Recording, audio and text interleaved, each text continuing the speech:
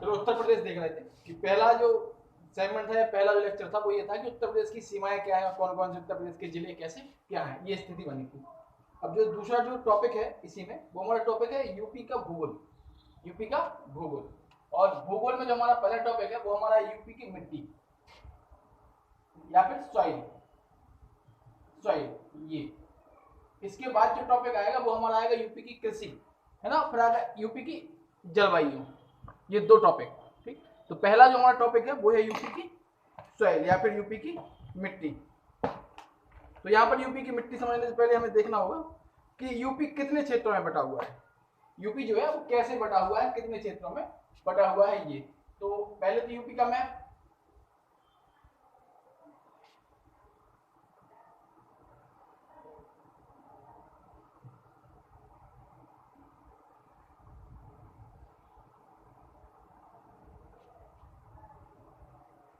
ये हमारा क्या है, यूपी है, उत्तर प्रदेश है। यहाँ पे हमें दिखाई दे रहा है सोनभद्र। ये जो एरिया है, ये जो हमें दिखाई दे रहा है क्या है, ये हमारा सोनभद्र है, और ये क्या है, ललितपुर है। तो ये यूपी है। यूपी को अगर हम देखें तो बेसिकली 3 भागों में बांटा जाता है। यूपी को अगर हम देखें तो 3 भागों में यूपी को बांट के देख सकते हैं कि यूपी कैसे, क्या स्थिति यूपी की बनती है। और इन 3 भागों में जो पहला भाग होगा वो क्या होगा, उत्तर प्रदेश का ऊपरी क्षेत्र या फिर तराई का क्षेत्र, यूपी का तराई का क्षेत्र।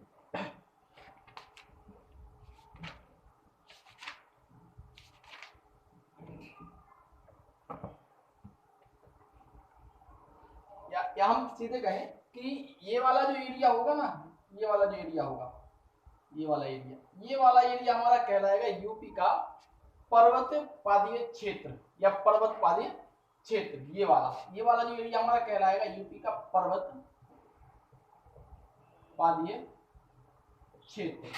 ये इस एरिया को क्या है, इस क्षेत्र को हम लोग 2 भागों में डिवाइड करेंगे। पहला यहाँ पर पोर्शन होगा भावर का क्षेत्र और दूसरा होगा तराई का क्षेत्र। पहला इसमें भी 2 पार्ट होंगे, पहला होगा भावर का, दूसरा होगा तराई का क्षेत्र। यहाँ पर इसके ऊपर क्या है, नेपाल है, और यहाँ पर जो हिमालय की श्रेणी आती है वो कौन सी है, शिवालिक। यहाँ पर जो हिमालय की श्रेणी है वो कौन सी है, शिवालिक। कौन सी है, शिवालिक। शिवालिक क्या है, हिमालय की श्रेणी है। और यहां से जो नदियां बहती हैं, यहां से जो नदियां बहेंगी वो नदियां अपने साथ कंकड़ पत्थर लेकर आएंगी। वो क्या लेकर आएंगी, कंकड़ पत्थर लेकर आएंगी। और जब वो कंकड़ पत्थर लेकर आएंगी तो इस क्षेत्र में क्या करेंगी, बिछा देंगी। इस क्षेत्र में क्या करेंगे, बिछा देंगे। तो पहला जो एरिया हमारा होगा वो क्या कहलाएगा, ये पर्वत पादीय क्षेत्र। जो दूसरा पार्ट होगा सामान्यतः, ये दूसरा पार्ट हमारा कहलाता है मैदानी क्षेत्र। मैदानी क्षेत्र, ये क्या कहलाएगा, मैदानी क्षेत्र। और जो तीसरा पार्ट आएगा, जो यहां पर आएगा, ये वाला पार्ट हमारा होगा पठारी क्षेत्र। पठारी क्षेत्र। तो मोटे तौर पर यूपी को अगर हम देखें तो ये 3 पार्ट यहां पर बनेंगे। पहला क्या बनेगा, पर्वत पादीय क्षेत्र बनेगा, दूसरा क्या बनेगा, मैदानी क्षेत्र बनेगा, और तीसरा क्या बनेगा, पठारी क्षेत्र बनेगा, फिर बुंदेलखंड का एरिया आ जाएगा। तो पर्वत पादीय क्षेत्र जो है इसको 2 भाग में डिवाइड किया जाता है। इसको 2 भाग में क्या किया जाता है, डिवाइड। पहला तो यहां पर आएगा भावर क्षेत्र, और दूसरा यहां पर आएगा, पहला तो यहां पर आएगा भावर क्षेत्र और दूसरा आएगा तराई का क्षेत्र। तराई क्षेत्र, ये 2 क्षेत्र यहां पर होंगे पर्वत पादीय क्षेत्रों में। तो यूपी क्या है, पार्ट ए तो क्या होगा, पर्वत पादीय क्षेत्र होगा। पार्ट बी क्या होगा, मैदानी क्षेत्र होगा। सी क्या होगा, यहाँ पर पठारी क्षेत्र होगा। तो यहाँ पर तीनों जगह क्या है, अलग अलग मिट्टियां पाई जाएंगी। तीनों अलग क्या है, सॉइल जो है वो अलग अलग यहाँ पर होगी। तो सॉइल जो है वो अलग अलग यहाँ पर पाई जाएगी तीनों क्षेत्रों में। अब यहाँ पर एक बात समझना कि जो यूपी है या जो ऊपरी वाला क्षेत्र है, जो ये वाला क्षेत्र है, जो पर्वत पादीय क्षेत्र है, जो नेपाल से सटा हुआ है, यहाँ पर जो जिले हैं, यहाँ पर जो मिट्टी पाई जाएगी ना, वो मिट्टी यहाँ पर पथरीली होगी और कैसी होगी, दलदली मिट्टी होगी। पथरीली, कथरीली और दलदली मिट्टी होगी। यहाँ पर क्या है, यहाँ पर जो शिवालिक श्रेणी है, यहाँ से जब नदियां आती हैं तो इन पर्वतों को काटते हुए, अपरदन करते हुए बहुत सारे कंकड़ पत्थर लेकर आती हैं, और वो कंकड़ पत्थर क्या होते हैं, यहाँ पर जम जाते हैं। तो कंकड़ पत्थर क्या होंगे, यहाँ पर जम जाएंगे इस टाइप से। ये टाइप यहाँ पर होगा, कंकड़ पत्थर क्या होंगे यहाँ पर जम जाएंगे। और ये जो कंकड़ पत्थर जब यहाँ पर जमेंगे ना, तो इस वाले क्षेत्र में क्या होगा, नदियां विलुप्त हो जाएंगी, नदी यहाँ पर दिखाई नहीं देगी, बड़े बड़े पत्थर कंकड़ पत्थर दिखाई देंगे, तो उनके नीचे से क्या होगा, पानी जाएगा। तो यहाँ पर जलावरण वाली स्थिति नहीं होगी, यहाँ पर नदी का पानी हमें दिखाई नहीं देगा। और यहाँ पर जो मृदा होगी वो कैसी होगी, मृदा यहाँ पर होगी ककरीली और पथरीली, ककरीली और पथरीली, ये भावर वाला क्षेत्र यहाँ पर होगा। तो ककरीली पथरीली मृदा यहाँ पर पाई जाएगी, कहाँ पर पाई जाएगी, भावर वाले क्षेत्र में। कैसी मृदा, ककरीली और पथरीली मृदा। इसके बाद हम नीचे आएंगे तो तराई का क्षेत्र मिलेगा। तो तराई वाले क्षेत्र में जो मृदा होगी वो मृदा हमें दलदली दिखाई देगी, दलदली मृदा। इसके नीचे, थोड़े से नीचे, इसके नीचे हम देखें तो क्या होगा, यहाँ पर हमें इस वाले एरिया में, इस वाले क्षेत्र में क्या दिखाई देगी, हमें दलदलीय मृदा दिखाई देगी। इसके थोड़े ऊपर भी ले सकते, दलदलीय मृदा दिखाई देगी, क्योंकि यहाँ पर क्या है, अचानक नदियां दिखाई दे लगती हैं। ऊपर जो भावर का क्षेत्र है वहां पर क्या होंगे, कंकड़ पत्थर होंगे, इसलिए नदियां वहां पर दिखाई नहीं देंगी, विलुप्त हो जाती हैं, और पानी वहां पर दिखाई देगा ही नहीं नदियों का। और यहाँ जो क्षेत्र होगा ना, ये नदियों तथा अवसादों द्वारा निर्मित क्षेत्र यहाँ पर होगा, नदियों के अवसाद द्वारा निर्मित क्षेत्र, कटीला पतीला मैदान यहाँ पर होगा। इसके बाद जब क्षेत्र आएगा तराई का क्षेत्र, तो यहाँ पर दलदली मैदान पाए जाएंगे। जब नदियां अचानक दिखाई देंगी ना, तो दलदल बनेंगे, दलदल। और इस दलदल में गन्ने की और धान की कृषि होगी, गन्ना और धान की कृषि क्या है यहाँ पर होगी। तो पहला क्षेत्र यहाँ पर पर्वतपादीय क्षेत्र है, इसमें एक क्षेत्र भावर का आता है, एक क्षेत्र तराई का आता है। पर्वतपादीय जो क्षेत्र है, इस क्षेत्र को दो भाग में बांटा गया है, पहला भावर, दूसरा तराई। तो सीधा क्वेश्चन बनता है कि ककरीली पथरीली मृदा कहाँ पाई जाती है, तो वो पाई जाएगी भावर प्रदेश में। और दलदली मृदा कहाँ पाई जाएगी, तराई वाले क्षेत्रों में, क्योंकि यहाँ पर ककरीली पथरीली मृदा के नीचे से पानी आएगा, तो यहाँ पर पानी अचानक दिखाई देने लगेगा। अचानक पानी आएगा तो क्या होगा, जलावरण की स्थिति बनेगी, जल भरना शुरू हो जाएगा क्षेत्र में। जब क्षेत्र में जल भरेगा तो दलदली भाग बनेगा, और दलदली भाग बनेगा तो यहाँ पर बीमारी ज्यादा फैलेगी, डेंगू वगैरह बीमारी क्या होंगी, ज्यादा फैलेगी।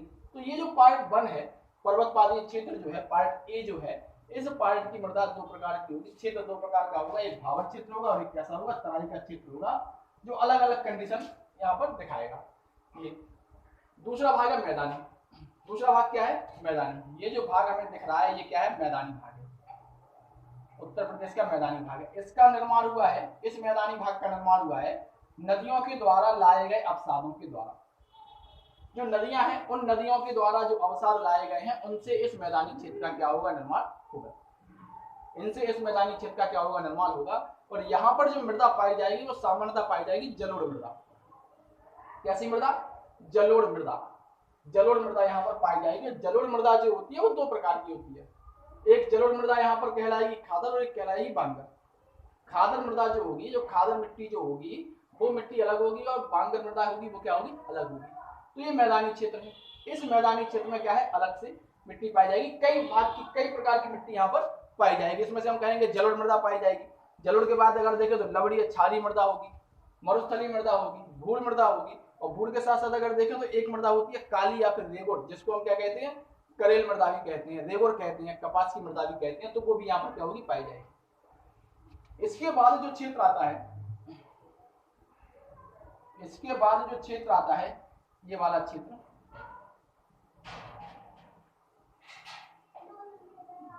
ये पठारी भाग है। ये क्या है, पठारी भाग है। ये पठारी भाग है, ये पठारी क्षेत्र, बुंदेलखंड सोनभद्र वाला।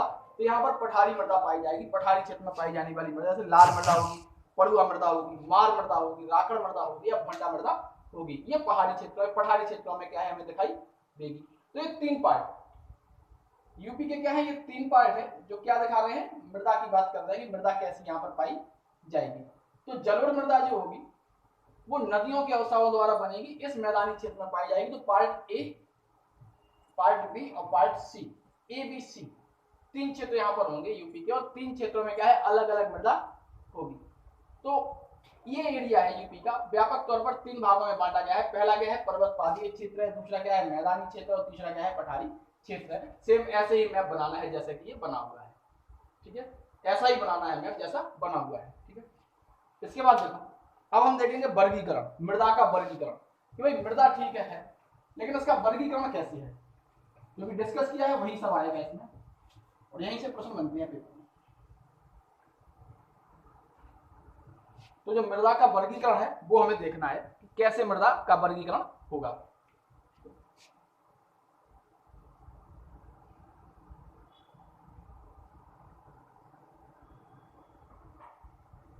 मृदा का वर्गीकरण, ये देखना है हमें। Classification of soil, classification of soil ये हमें देखना है।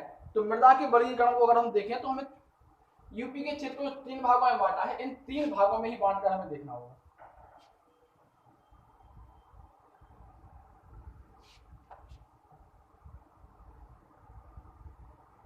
इसका जो पहला भाग होगा वो हमारा होगा पर्वत पादीय क्षेत्र, पर्वत पादीय क्षेत्र ये होगा। दूसरा यहां पर होगा वही मध्यवर्ती मैदान, मध्यवर्ती मैदान यानी मध्यवर्ती मैदान में कैसी मृदा होगी। और तीसरा यहां पर होगा पठारी क्षेत्र, पठारी क्षेत्र, तो इसमें कैसी मृदा होगी। तो पहला क्या है, पहला हमारा है पर्वतपादीय क्षेत्र, दूसरा क्या है मध्यवर्ती मैदान है, और तीसरा क्या है पठारी क्षेत्र है। ये 3 पार्ट ए, बी और सी इस आधार पर, यहाँ पर 1 2 3 ऐसे भी नाम ले सकते हैं, 1 2 3 इस भाग में भी हम क्या कर सकते हैं, नाम यहाँ पर ले सकते हैं। तो देखो जो पर्वतपादीय क्षेत्र है, इस क्षेत्र को सामान्यतः 2 भागों में बांटा गया है, अभी डिस्कस किया है 2 भागों में। एक भाग यहाँ का कहलाएगा भावर, भावर क्षेत्र, और एक कहलाएगा तराई क्षेत्र, तराई क्षेत्र ये कहलाएगा। तो भावर जो क्षेत्र है, भावर क्षेत्र में जो मृदा पाई जाएगी ना, वो मृदा कैसी होगी, ककरीली और पथरीली होगी। कैसी होगी, ककरीली और पथरीली। क्यों होगी, अभी डिस्कस किया है कि जो यूपी है, जैसे हम यहां पर यूपी का मैप बना देते हैं छोटा सा,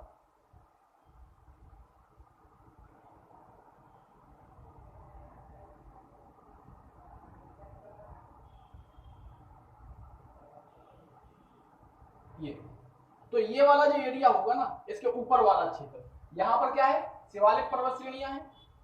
शिवालिक पर्वत श्रेणियां से क्या है, नदियां जब निकलेंगी तो अपने साथ कंकड़ पत्थर लेकर आएंगी, कंकड़ पत्थर लेकर आएंगे तो यहाँ पर वो कंकड़ पत्थर क्या होंगे, बिछ जाएंगे, कंकड़ पत्थर क्या होंगे, बिछ जाएंगे, और इसके नीचे नदी क्या होगी, अदृश्य हो जाएगी, विलुप्त हो जाएगी। तो यहाँ पर नदी का पानी दिखाई देगा नहीं, कंकड़ पत्थर जब बिछेंगे तो यहाँ की मृदा कैसी होगी, ककरीली पथरीली होगी, यानी उपजाऊ मृदा ये नहीं होगी। और यहाँ पर नदियां क्या होंगी, विलुप्त हो जाएंगी, और नदियों के द्वारा लाए गए अवसादों से इसका क्या होगा, निर्माण होगा इस क्षेत्र का, कंकड़ पत्थर से। दूसरा क्षेत्र यहाँ पर होगा, जैसे ही इसके नीचे हम आएंगे, इस क्षेत्र के नीचे, वैसे ही हमें यहाँ पर एक दलदली वाला क्षेत्र दिखेगा, दलदली वाला क्षेत्र दिखेगा। इस दलदली वाले क्षेत्र को हम कहते हैं तराई का क्षेत्र। यानी इस भाग के नीचे जैसे ही नदियां आगे बढ़ेंगी पत्थरों के नीचे से, और जैसे ही नदियां अचानक मैदान में दिखाई देने लगेंगी, वैसे ही क्षेत्र क्या हो जाएगा, दलदली वाला क्षेत्र कहलाएगा। क्योंकि यहाँ पर पानी क्या है, भर जाएगा, इसके नीचे पानी क्या होगा, भर जाएगा, जलाभरण की समस्या यहाँ पर हो जाएगी। और जब जलाभरण यहाँ पर होगा तो यहाँ पर गन्ना और धान जैसी फसलों, जहाँ जिसके लिए पानी की अधिक आवश्यकता होती है, उनकी क्या होगी, कृषि होगी। तो तराई वाला जो क्षेत्र है, यहाँ की मृदा क्या है, अलग होगी। यहाँ पर कैसी मृदा होगी, यहाँ पर मृदा होगी दलदली। क्वेश्चन ऐसे बनते हैं कि तराई क्षेत्र में कैसी मृदा पाई जाती है, वहां पर कैसी पाई जाती है, तो दलदली मृदा होगी। और यहाँ पर क्या है, नदियां अचानक वापस आ जाती हैं, यहाँ पर नदियां क्या होंगी, विलुप्त होंगी। भावर वाले क्षेत्र में क्या होंगी, नदियां विलुप्त होंगी, और इस वाले क्षेत्र में क्या होंगी, नदियां अचानक दिखाई देंगी, अचानक दिखाई देंगी नदियां। और यहाँ पर क्या है, जलाभरण की समस्या होगी तराई वाले क्षेत्र में, जलाभरण यानी जल के भरने की समस्या होगी, जिससे क्या फैलेंगी, बीमारी फैलेंगी, जिससे बीमारी फैलेंगी। यहाँ पर जलाभरण की स्थिति नहीं होगी। ठीक है, तो ये पहला क्षेत्र पर्वतपादीय क्षेत्र, पर्वत के निचला वाला क्षेत्र।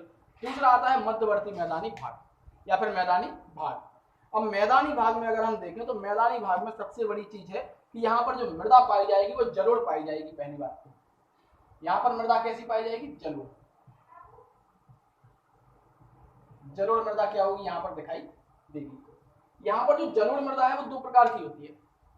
जलोढ़ मृदा कितने प्रकार की होगी, 2 प्रकार की। पहली तो मृदा यहाँ पर कहलाएगी खादर और दूसरी कहलाएगी बांगर। पहली कहलाएगी खादर और दूसरी कहलाएगी बांगर। जलोढ़ मृदा का ही ये पार्ट है, जलोढ़ मृदा के ही ये 2 भाग होते हैं, पहली खादर कहलाएगी, दूसरी बांगर कहलाएगी। अब खादर मृदा क्या होती है, बांगर मृदा क्या होती है, ये देखते हैं। जैसे कि हम मान लेते हैं कि नदी है, ये नदी क्या है, बह रही है, ठीक है ना, इसमें ये पानी जा रहा है।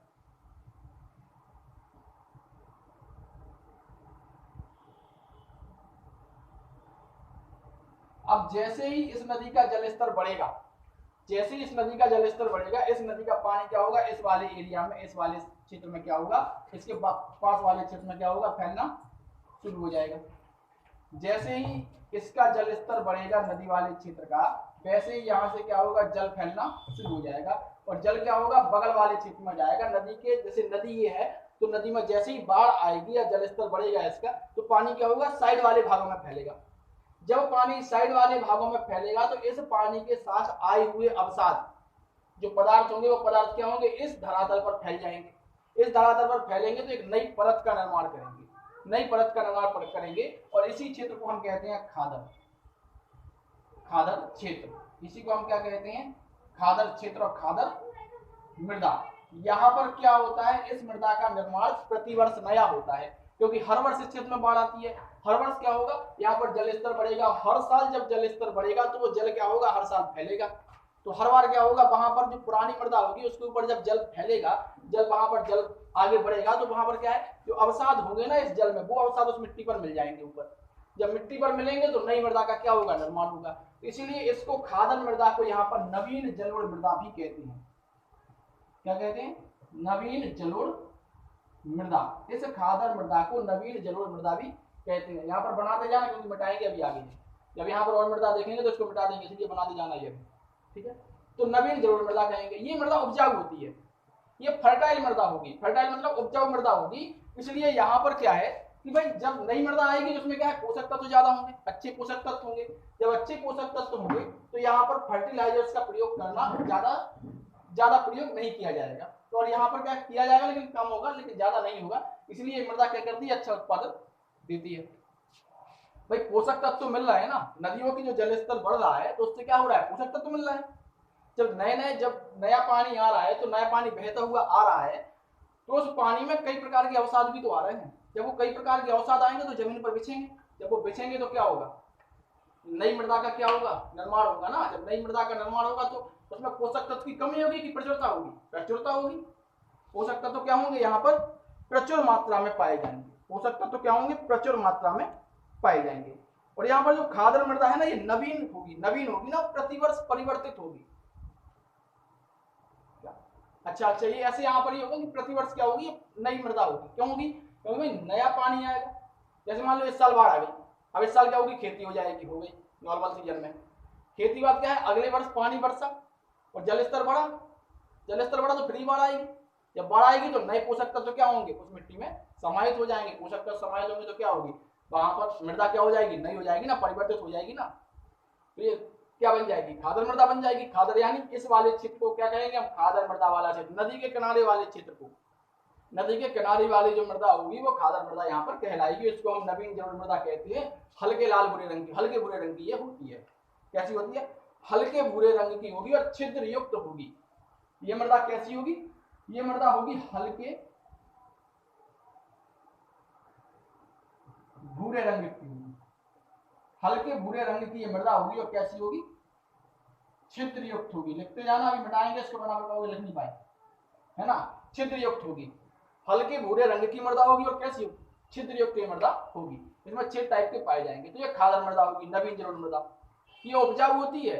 ये कैसी होती है, उपजाऊ मृदा होती है, बाढ़ द्वारा बनती है, नवीन जलोढ़ मृदा कहते हैं इसको। और ये मृदा क्या है, खादर मृदा कहलाएगी। अब इसके बाद जो बांगर है, बांगर मृदा, बांगर मृदा। अब देखो, अब यहाँ पर क्या है, ये तो नदी है ना, इसका पानी यहाँ तक जाएगा, तो यहाँ की मृदा क्या होगी, ये वाली मृदा क्या कहलाएगी, खादर मृदा कहलाएगी। इस वाली जहां तक बाढ़ का पानी गया है वहां तक की मृदा क्या कहलाएगी, खादर मृदा कहलाएगी।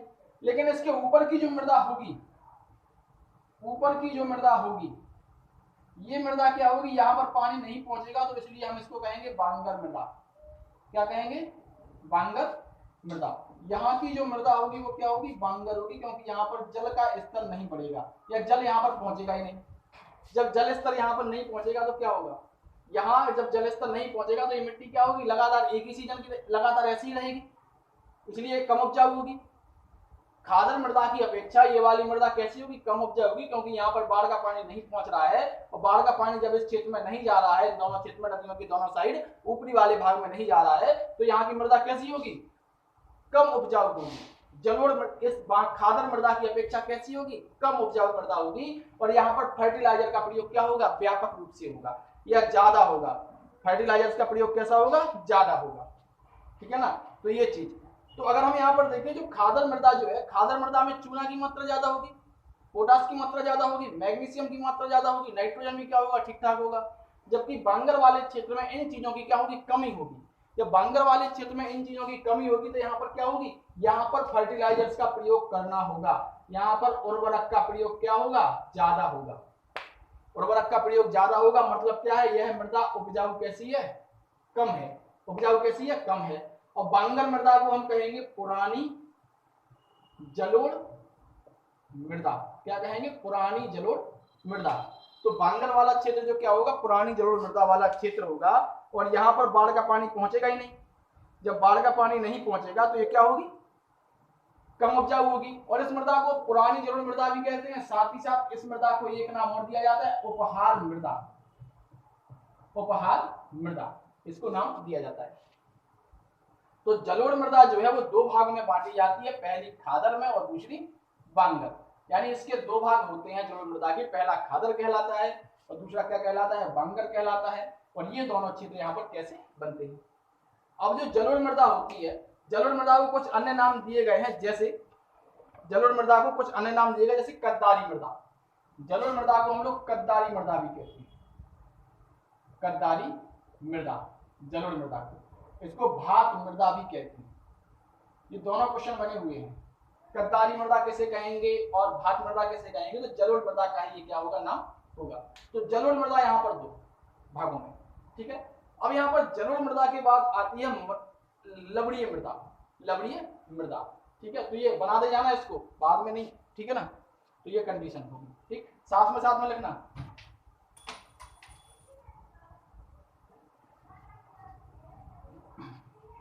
अब देखो, हम लोग देख रहे थे मध्यवर्ती मैदानी भाग या मध्यवर्ती मैदानी भाग की मृदा, है ना। तो इसमें जो हमने मध्यवर्ती मैदानी भाग की मृदा देखी, वो पहली क्या थी, जलोढ़ मृदा। क्या थी, जलोढ़ मृदा। और जलोढ़ मृदा क्या थी, दो पार्ट में थी, हो गया, ठीक है ना। अब दूसरी यहां पर मृदा होगी लवणीय मृदा। लवणीय मृदा। अब देखो, ऐसे भाग जिन भाग में उर्वरक का प्रयोग किया जाएगा, और उन भाग में जब उर्वरक का प्रयोग होगा तो बरसात के साथ वो क्या होंगे, धुलेंगे। और बरसात के साथ क्या होंगे, धुलेंगे तो बहेंगे, और बहेंगे तो वो कहां पहुंचेंगे, ऐसे क्षेत्र में पहुंचेंगे, और जहां पर क्या करेंगे, वो इकट्ठा कर देंगे उनको। इकट्ठा कर देंगे तो वहीं पर जो मृदा बनेगी वो कैसी होगी, लवणीय मृदा बनेगी। वो कैसी मृदा बनेगी, लवणीय मृदा बनेगी, या क्षारीय मृदा बनेगी। इसको लवणीय मृदा भी कहेंगे या फिर क्षारीय मृदा भी कहेंगे, क्षारीय मृदा भी कहेंगे। ये उत्तर प्रदेश के कुल भौगोलिक क्षेत्र के 10% क्षेत्र पर फैली है। यूपी के कुल भौगोलिक क्षेत्र के 10% क्षेत्र पर फैली है ये मृदा, यूपी के, ठीक है ना। दूसरी बात यहाँ पर, जो लवणीय मृदा है वो पहले क्या है, 10% क्षेत्र पर फैली है। और कहां कहां पर फैली है, ये फैली है अलीगढ़, मैनपुरी, इटावा, कानपुर, उन्नाव, है ना, जौनपुर, इस क्षेत्र में। जैसे अलीगढ़, मैनपुरी, इटावा, उन्नाव, इन क्षेत्रों में क्या है, ये मृदा आपको मिलेगी। तो लवणीय मृदा कहां पर मिलेगी आपको, कानपुर में ही मिलेगी, जौनपुर में भी थोड़ा बहुत पार्ट है, प्रयागराज में ही मिलेगी, और ये मृदा यहां पर आपको मिलेगी, ठीक है। प्रतापगढ़ में भी ऐसी मृदा पाई जाती है। प्रतापगढ़ में भी क्या है, ये मृदा पाई जाएगी, प्रयागराज में भी, है ना, ये चीज, ठीक है। कानपुर में भी ये मृदा पाई जाएगी। तो लवणीय मृदा क्या है, लवणीय मृदा या क्षारीय मृदा वह मृदा है जिसमें उर्वरक के जो तत्व होते हैं वो घुल घुल कर बह कर क्या है, वहां पर आ जाते हैं और जम जाते हैं। तो ये क्षेत्र ऐसा बनेगा, और यहाँ पर ये मृदा पाई जाएगी। सीधा क्वेश्चन बनता है किस क्षेत्र में पाई जाएगी, बस, और कुछ नहीं बनेगा यहाँ, ठीक है। तो ये चीज, ठीक है। दूसरी मृदा ये है, लिख लिया, देखो इसको जल्दी। इसके बाद देखो तीसरी जो मृदा होगी, तीसरी जो मृदा यहाँ पर होगी वो होगी मरुस्थलीय मृदा। मरुस्थलीय मृदा। मरुस्थलीय मृदा, मरुस्थलीय, यह हमें पता है कि यूपी का एक भाग क्या लगता है, राजस्थान से सीमा इसकी लगती है।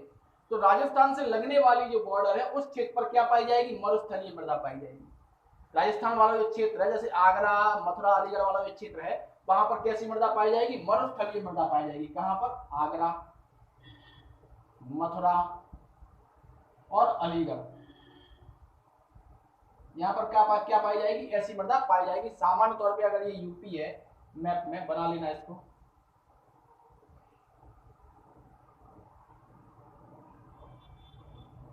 ये अगर है तो इस वाले क्षेत्र में क्या पाई जाएगी, ये मृदा पाई जाएगी, क्योंकि यहाँ पर सीमा किसकी लग रही है, राजस्थान की।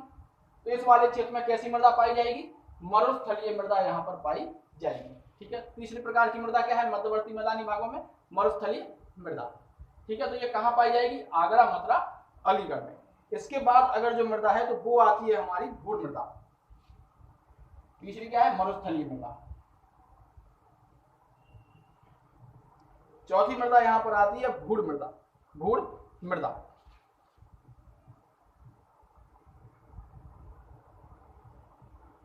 ये हमारी पाई जाती है गंगा के मैदानी भाग में, या गंगा के मैदानी भाग में, या मैदानी क्षेत्र में। यहां पर क्या होता है, ये सामान्य तौर पर जो मृदा होती है ना, वो दोमट और बलुई प्रकार की होती है।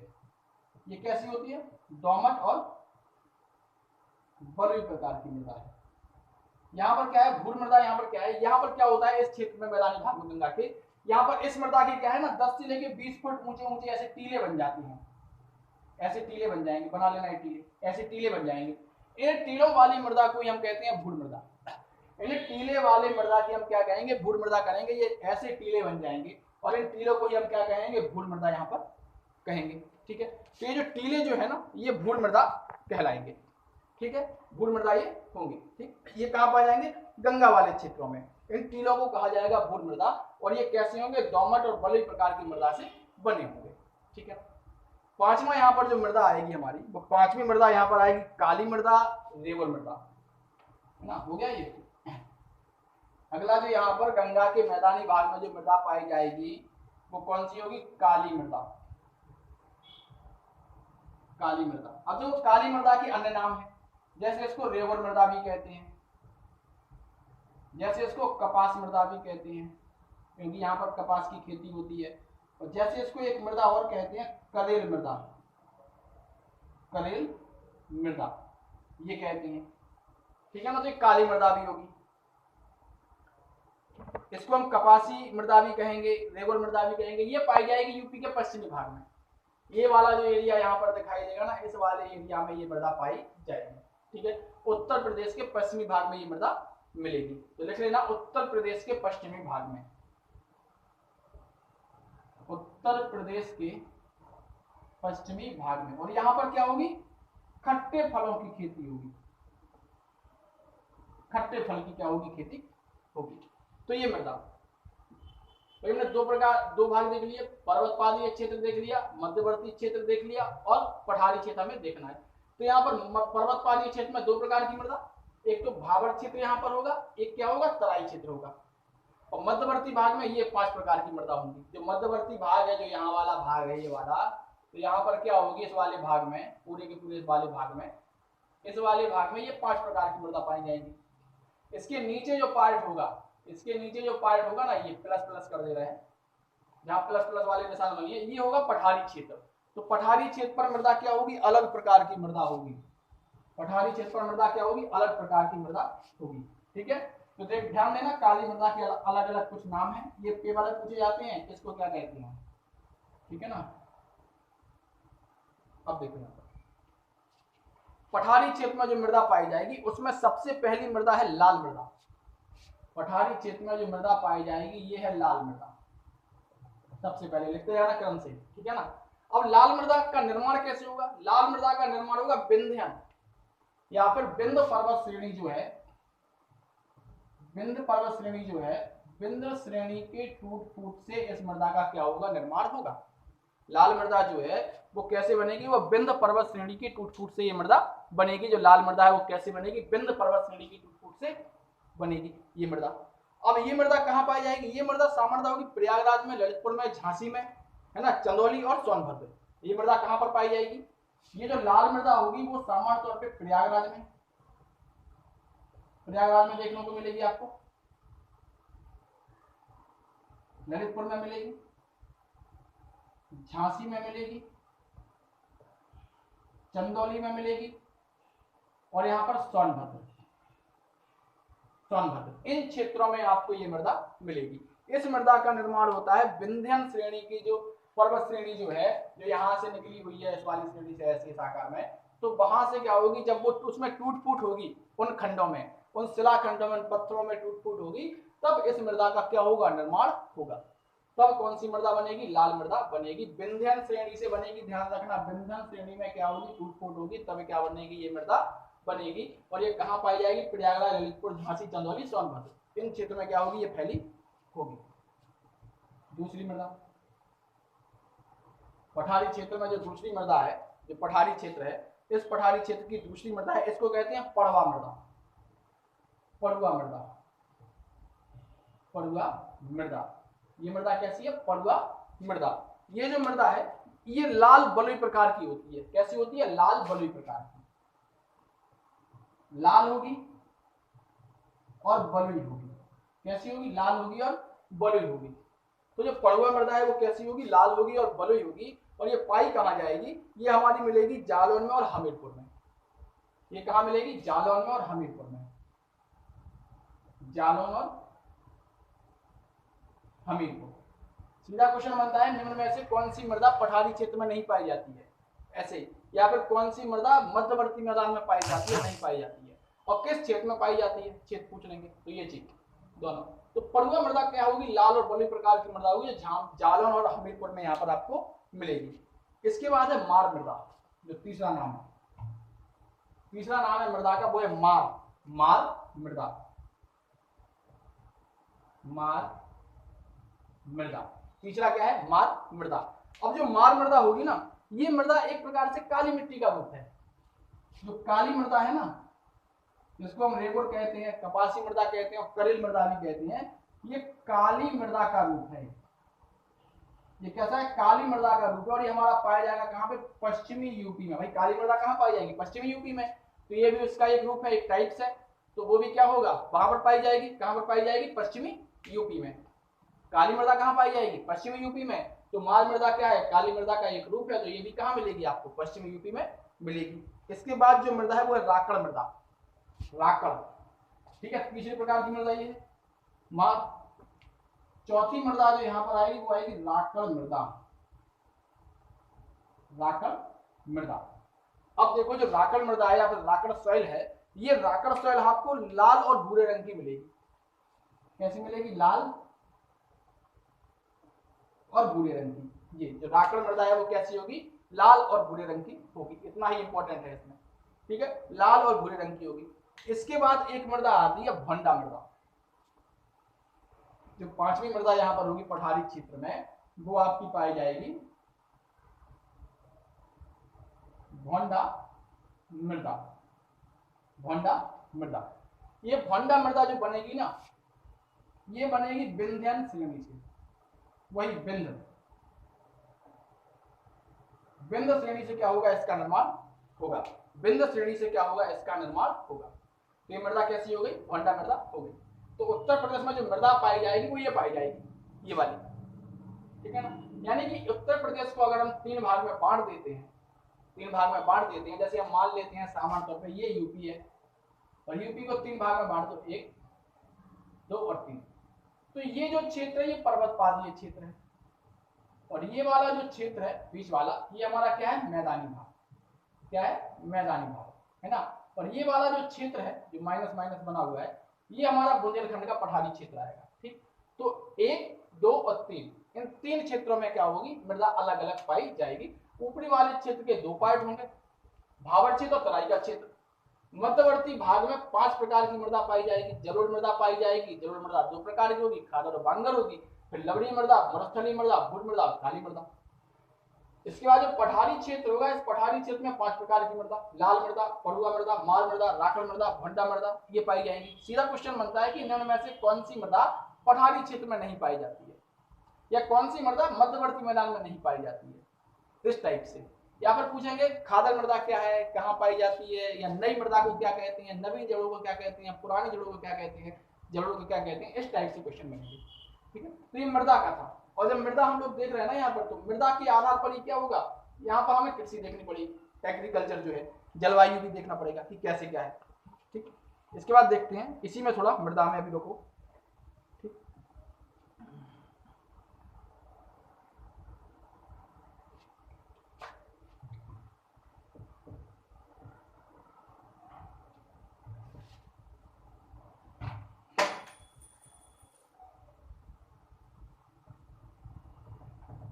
इसके बाद जो टॉपिक है वो हमारा है यूपी की जलवायु। यूपी की जलवायु, उत्तर प्रदेश की जलवायु, क्लाइमेट। क्लाइमेट हमें देखना है उत्तर प्रदेश का, कि उत्तर प्रदेश की जलवायु कैसी है। ठीक, तो जलवायु, उत्तर प्रदेश की जलवायु। अभी हम भौगोलिक स्थिति देख रहे हैं, यानी भूगोल देख रहे हैं यूपी का, क्या है, इतिहास वगैरह कुछ नहीं देखना है, पहले भूगोल, इसके बाद क्या देखेंगे, इतिहास वगैरह देखेंगे। तो ये टॉपिक हमारा है जलवायु। तो मृदा के बाद ही इसको हमें देखना है जलवायु। इसके बाद हम देखेंगे कृषि, कि एग्रीकल्चर मृदा यूपी में कैसी होती है, क्या होती है।